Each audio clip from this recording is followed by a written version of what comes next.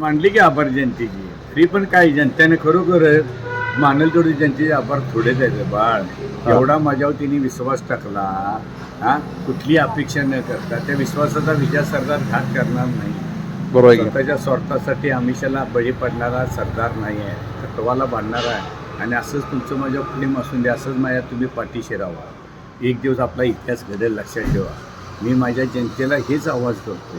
स्वराज्य स्थापन करताना अनेक गोष्टी अडचणीत आल्या, पण शिवाजी महाराज डगमगले नाही.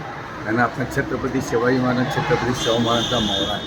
आत्ता सगळ्या नाव शिवाजी महाराजांचं घ्यायचं आणि औरंगजेबाच्या चाली चालत आज बघताना होत ना आम्ही रमेश आणि याला अनेक लोक बळी पडायला लागल्यात. पण हे थोडे दिवस आहे. एक दिवस त्यासनी पण कळेल.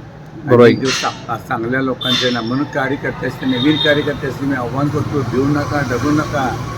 सगळीच आमिषाला बळी पडत नाही. त्याचं विधान म्हणजेच विजय साळुंखे सरदार. आज बघितलं तुम्ही.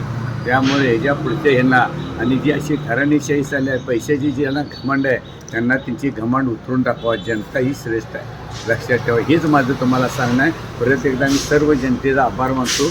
मी तुमचा घात करणार नाही विजय साळुंखे सरदार.